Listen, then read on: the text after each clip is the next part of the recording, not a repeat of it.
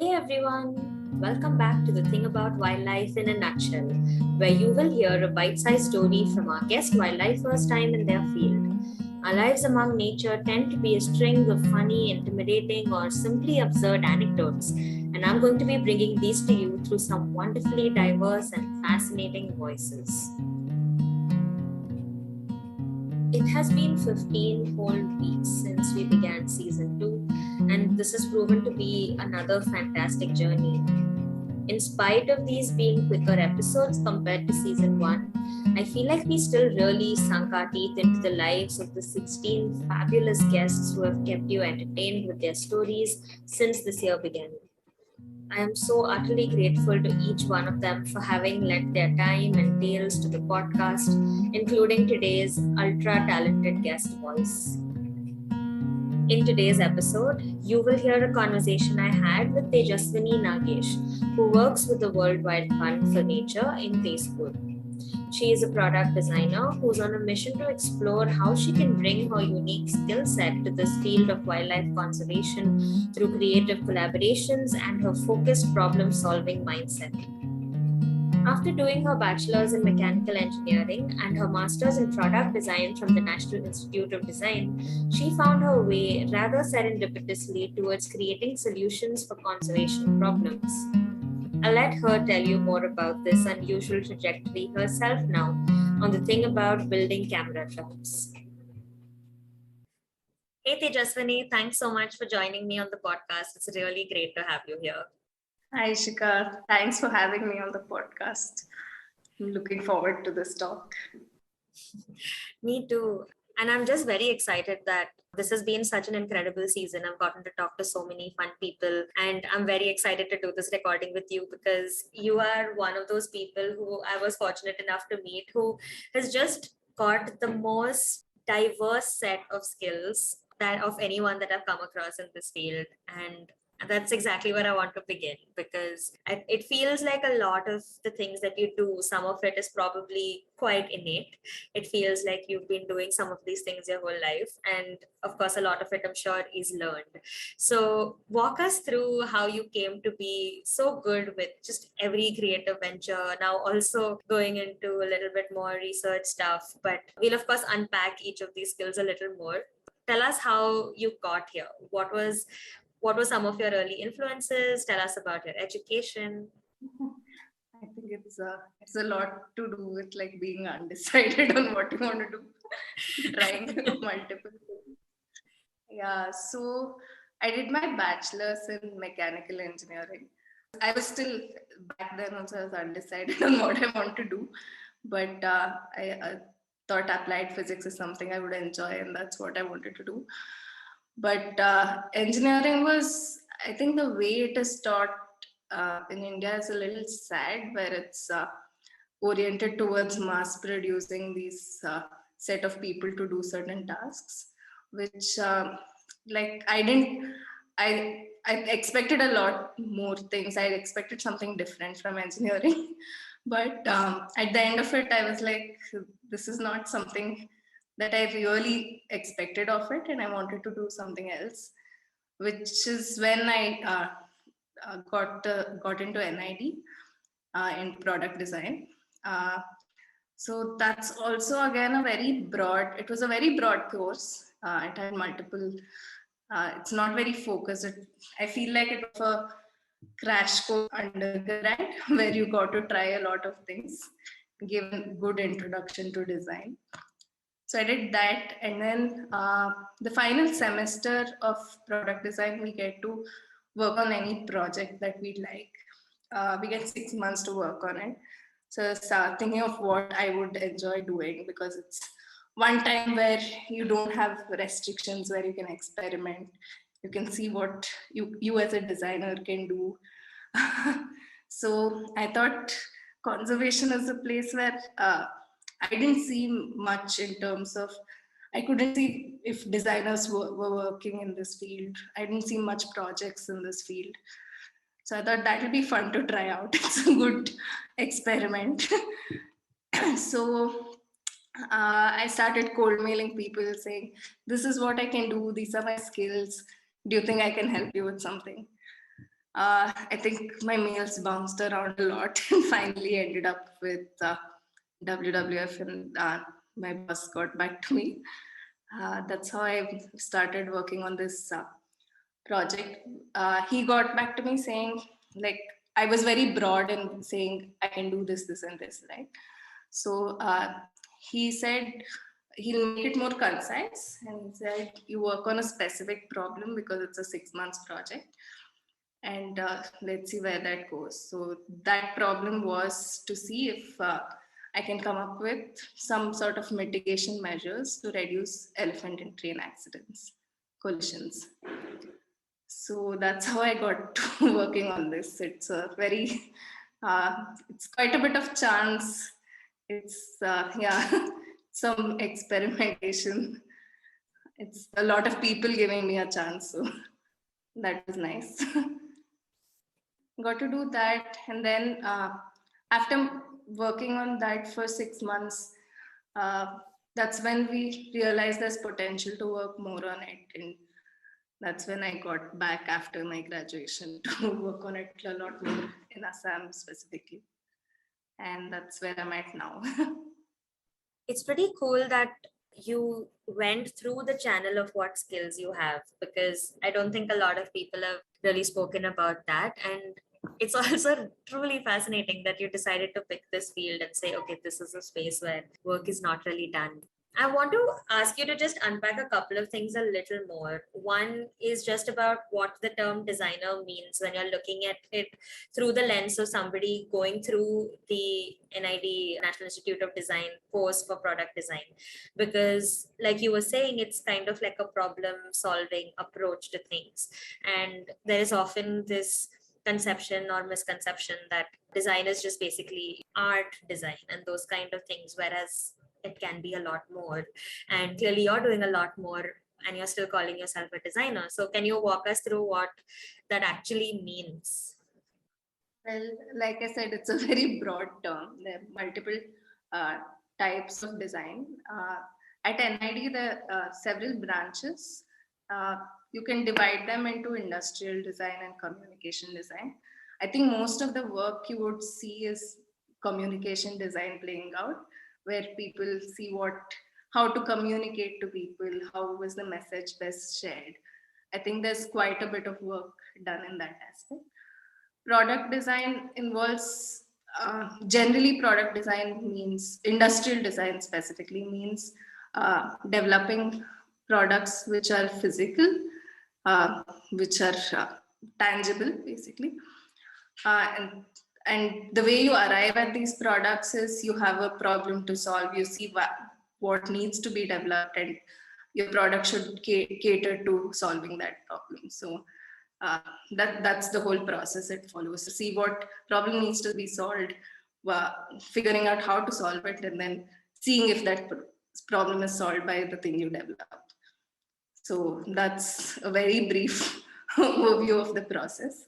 And I was trying to use the same principles in seeing if conservation issues can be solved, right? So we look at a problem, we see what all can be done, we ideate, we we talk to people, see if these ideas are good enough. Then you change stuff or tweak stuff based on input from stakeholders, and then hopefully develop something which will potentially solve this issue. Yeah. I hope that answers your question. It does. Thanks for just explaining that a little more. And I think it's very interesting to look at some conservation issues through that lens as well, because very often we probably take a literature review sort of a path to trying and figuring out what are the gaps and how can we fix this problem. But it's nice to hear that you can also look at it from a more design perspective and also get the right insights from the right people. And I'd really like to know a little more about that as we go ahead. But before that, you've gone, like you said, from engineering and design, and you ended up somewhat serendipitously into what you're doing right now. Did you have any challenges switching over into something like this, or did it happen pretty organically? What has it been like for you having gone through that kind of education, now being in a field that in some ways is quite far removed from the everydayness of that initial part of your education? Well, I think like I joined my master's right after engineering, so I didn't get groomed as much as an engineer. Like I got the qualification, but I didn't train in an industry or something like an engineer. But even during product design, uh, I think the transition was good because my faculty was supportive, and I think that gave me confidence to try this out as well, right? Otherwise, I don't think I could have done it without that kind of support. But I also COVID hit, and in the meantime, there was a gap between me uh, changing from graduating from NID and then joining WWF. That gap, I actually worked in the industry for a bit, and there's quite a bit of difference. The pace at which that works is very different from how wildlife conservation works. I think it's really fast paced, especially as in a startup system. So that was just really fast paced. But and here it's I think because time isn't money here, it goes a little differently. Uh, and you have to work around permissions, you have to wait for the right season, it's so dependent on so many factors. So that's quite different. But yeah, but I think people have been supportive, so that transition wasn't too bad. And also, since I haven't spent as much time in a specific industry, I think I didn't feel it as much. I really like what you said about the fact that time isn't money in this field, and but it also makes me think. So, like we were saying, you have a very wide skill set, right? You, apart from the actual design of products for conservation, which is what you're currently working with in some respects, you also do visual communication, you sketch, you paint, you build furniture. There's so many different things that you do. So your job with WWF right now, is that for you more of a 9 to 5 sort of a thing? When do you find time to do the other things that interest you? Um, I think I don't know, like lots of evenings, weekends. I think one the advantage of being on field, working on field, is you end up working a lot of times on weekends also, but you get a little bit of flexibility in using your time. You get a little bit of independence. So as long as you do your uh, work deliverables, I think uh, you get a little bit of leeway into trying to do other things. So, and I live in Tezpur, so there's not that much other distractions in life too. Yeah, I have to entertain myself, so I think that also helps. Okay, so I'm going to jump into asking you about what I saw you doing when I met you like a year ago, which instantly just put you on the map for me in so many ways, because I was like, wow, this is a cool person, and I want to know more about what this girl does every day. Which was just out of your own volition, you decided to build a camera trap from scratch. Tell, tell us more about that. Why did you decide to do that? Uh, what was the process Well, like? yeah, I was just like these camera traps in general that we use so extensively is, I feel, expensive and also doesn't have that kind of features that I would be in awe of. I was just disappointed at how they're that expensive and still don't have connectivity, or we can't see these images remotely. And I was trying to see if we can build something which was low cost but still would prevent me from going all the way to the field just to collect those images. So that's where it started. But and it was also lockdown, so I was forced to stay at home. So that also made me itch to do something. But also, I realized building these things need to be robust, right? Although we were successful in just making a camera, it would never work on field because I haven't built it to that kind of conditions for it to deal with those kind of conditions. I think that's where these manufactured, mass-produced cameras get the upper hand. But still, I still believe these can be lower cost. It can have better features. There's potential for improvement. Although they're there, this technology does exist, but it's also really expensive to obtain. So when you built your camera trap, where did you source the parts from, and what were the features it ended up having? It was just so I use this Raspberry Pi board. It's an open source. Uh, it's like a mini computer which you can use and upload codes on it. So we use that and infrared camera, and it had. I ran. These were all things I just installed. So it's just putting together other people's work. And it ran a OS which was already developed by someone, which could recognize movement and then capture images. And most of it was sourced off Amazon. Like I couldn't get much in this place, so I had to order most of it. And yeah, and I could connect my dongle to it and the power bank, so that's how it was powered. But it does have potential, right? If it can be connected to a solar panel, it can run for a while, and if it has internet connection, which most of the places where there's conflict, there are people, so there is network connectivity, and if we can run it off yeah, data, then it's great. We can get remote access to these kind of cameras. That's really cool. Did you end up doing any field tests with this? It was only the tiny bits of testing we did with the lychee tree where we captured monkeys and birds. But that was it. I think I haven't picked it up after that. So now you've also been working with those expensive manufactured cameras that you were talking about, right? So tell us a bit about your experience with that and what your work is currently. So regarding this trying to mitigate elephant and train collisions, with most of my information about how elephants cross, what problems would they face, all of that was based on information someone else witnessed and narrated to me. So it was all anecdotal. So we wanted to see what exactly goes on when an elephant is trying to cross a railway track.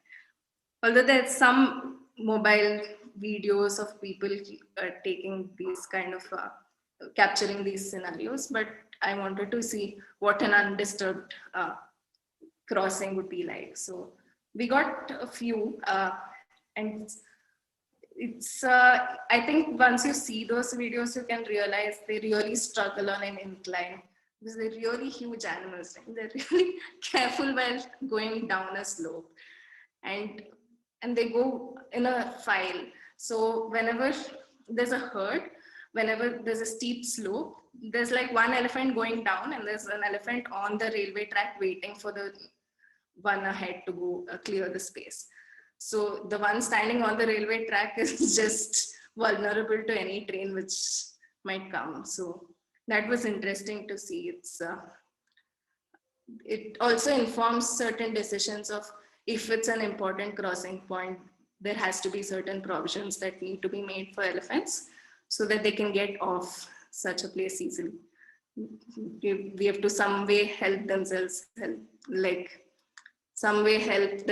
themselves. So I also noticed on your website, which is beautiful, by the way. I think maybe one of the most stunning websites I've ever seen anybody have. You have such wonderful infographics for this work that you've done with the elephants. You've identified a lot of factors that contribute to the problem, that could contribute to the solution as well. So, how did you pick out those factors? How do you figure out what may be needed or what the larger story was over there? basically, going through the project, the aim was to see what could be the factors which would affect these collisions, right? And my perspective of looking at this thing was to see all these stakeholders who would be part of the system as experts of the situation. So it was basically asking multiple people, loco pilots, forest guards, gangmen, asking them to narrate incidents of what they've seen, uh, asking them what would be a vulnerable place. Loco pilots give a lot of information like that. Because they do see what could be a vulnerability, what could be a risk for elephants. Then forest guards, obviously, they keep patrolling at night. They have a lot of things to say. Then there are people uh, who are the railway personnel at every level crossing, and they witness a lot of elephants crossing these railway tracks. So it was basically getting as much information from as many stakeholders as possible and listing out what all they think would be vulnerable things that could contribute to such an accident or a collision. So it was mostly talking to quite a few people and drawing insights from that. It also seems like it can be a pretty traumatic experience to just watch these videos even, right? Or talk to people, listen to these stories, and now you've, like you were saying, you've camera trapped and you're actually seeing collisions happen. What is that like for you? Is it, what are these videos actually like, and how have you been dealing with this? So I haven't gotten any video of an actual collision happening, but these are a lot of videos of just elephant crossing railway tracks. And a lot of them are in conflict areas where they're either chased across a railway track. There, some are maybe within a forest. It's a little more calm, where they're doing it at their own pace. But it's very complex. It depends on the area. It depends on how the conflict scenario is. Like one of the places I work in is in Sonitpur, and here it's just elephants are in such human dominated landscapes that they're being chased from one field to another, from one village to the other. So it's very chaotic. So a lot of times they, I think, don't have the time to decide whether to be cautious, look out for things. So, but on the other hand, there are certain places where they're not disturbed, but still accidents do happen there also. So it's hard to pinpoint and say this is it.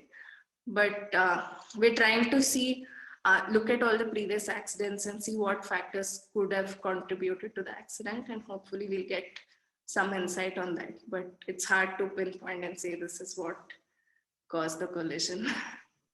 But there's some incidents, like there's one which I got to see, as in after the incident took place, I visited the spot, and this huge makna, beautiful elephant, he was feeding on banana while standing on the track, and that's how he got hit. Like you could still see food in his mouth, and it's all it would have taken is not to grow banana that close to a track. So those are things which they're simple solutions, and there's something that can be easily achieved, but because no one took precautions, no one went there, did a survey, said this is an elephant prone area, so that wasn't taken care of. There was another incident where there was a sub-adult female which was killed, and then in broad daylight we saw a huge herd trying to make its way towards the carcass. But yeah, it's very interesting how elephants and people react to it. And also people, like I see people crying in front of the elephant. They come, they pray, they have tears in their eyes when they see a dead elephant. So they also feel for it quite a bit. It seems like an ironic situation that it's because of people and because of the human dominated nature of the landscape that these deaths are happening, but it seems to affect people so much. Do you think that does that give you any hope for people working towards mitigation measures, or is it more complicated than that? I think they wouldn't want an elephant to die. I think that is something they're really clear about. But we have to also realize these people have to lose months of sleep. They have a risk to life. I think they pay a much higher cost than any of us could imagine. and still they don't blame elephants. They'd rather blame the forest department. So I think they're doing quite a bit, and yeah, it's there is hope because elephants have been surviving in these landscapes, right? That means people are still allowing them to some, although it's wrong to say allowing, but they are living with elephants. So uh, I think they are more considerate than we give them credit for.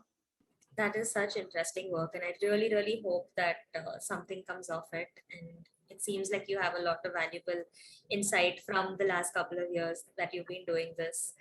So more power to you. I really hope something works out there.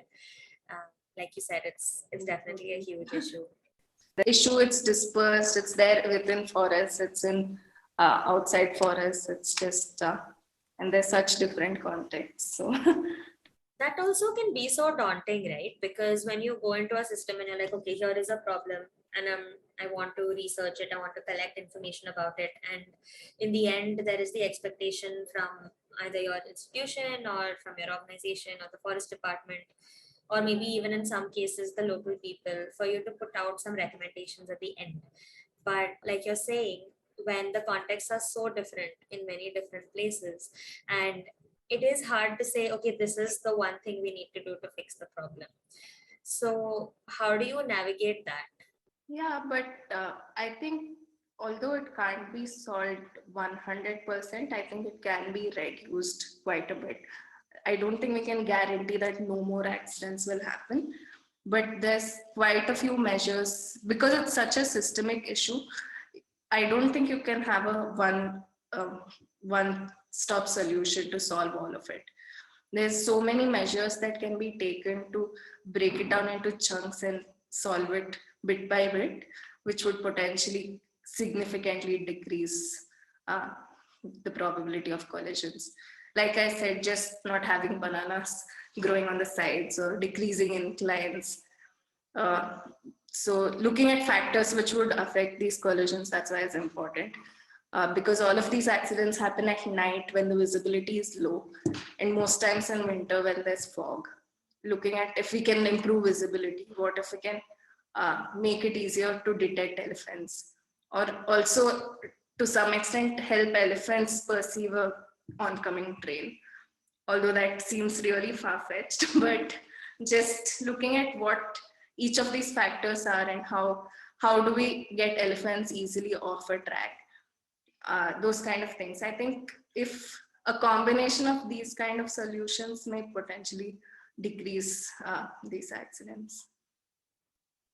I think this kind of slightly out of the box thinking, like you were saying, even something which seems as ambitious as helping elephants detect trains, I feel like these are things that you're able to think of because of the background you have and the fact that you're not coming at it with blinders on like maybe someone like me would have.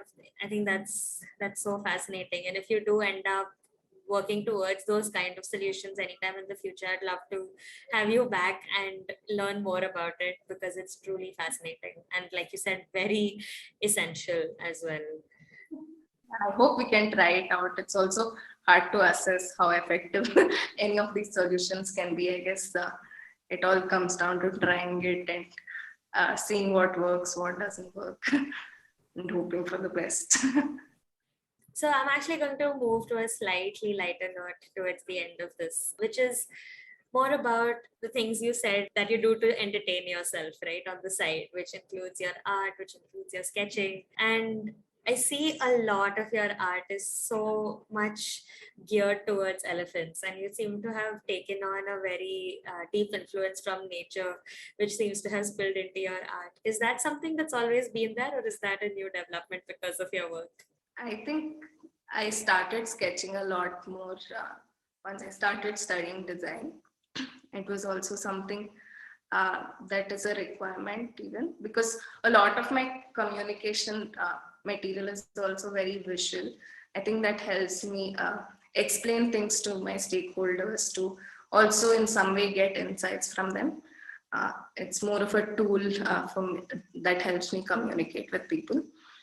And I think because that is so useful, in that aspect, I also try and incorporate it in other ways, which I enjoy doing also. So it helps include this bit of it in a way that I would enjoy. So uh, that's there. And because elephants, I keep drawing elephants for work. So I end up doing a bunch of extra ones as well. So that's how that happens. But also, I think staying in Northeast, there's so many things to observe, so many things that are different from where I come from. So it's, I'm tempted to note them down as a sketch. That's so lovely. And also because for me, this is cool and fascinating because just in the last episode we did, I got to speak to Laboni and Deepika, who are two incredible artists. We were talking about how sometimes it's difficult to bridge the gap between a researcher or somebody who is trying to do some kind of outreach and the artists themselves, because there can be mismatch of information transfer there, and you can have things lost in translation, or you may not get the whole sense of it. So you need to have a lot of conversation about what the content is, but to actually have the skill to directly communicate the content that you are creating to begin with, I think is so unique and special, and that's so cool that you're actually bringing those skill sets in as well.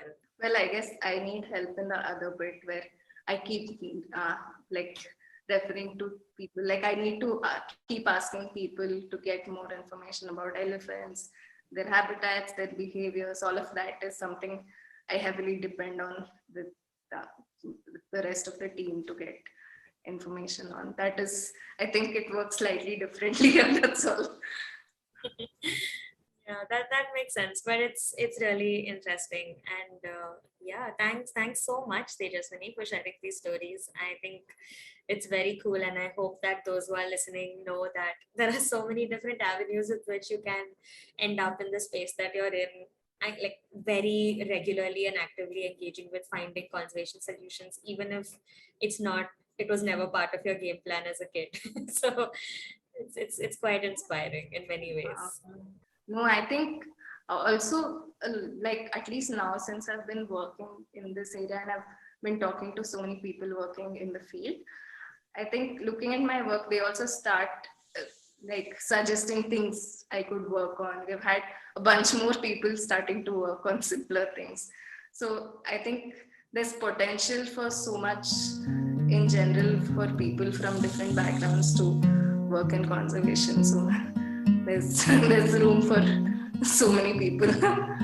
That is such a beautiful note, actually, to close on. Thanks so much, Tejaswini, for doing this. It was great.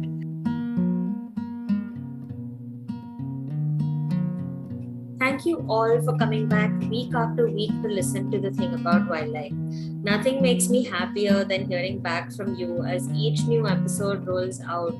You guys are just fantastic. You keep me going. Thanks so much for filling up our DMs, messaging me on social media, or even the emails that I just happen to get sometimes by chance. It is just so heartwarming. If you have been enjoying these episodes, do share the podcast, write into us, follow us on social media, or even take a moment to leave us a review wherever you get your podcasts. It would help so much, and I would love for this podcast to reach as many people as it possibly can. This year, we also finally launched our website, and you can find all our older episodes there, along with info about the superb team I get to work with and all the guests we've had on the pod so far. We've also got a couple of very exciting announcements coming up, so do stay tuned and follow us on social media for these updates. I'm looking forward to sharing some collaborative work we've done recently, and of course, we will be returning with season 3 before you know it. But even before that, there's a bonus episode coming up just in a couple of weeks to close off this season. So I'll see you then. Much love to you, beautiful folks, and thanks for listening.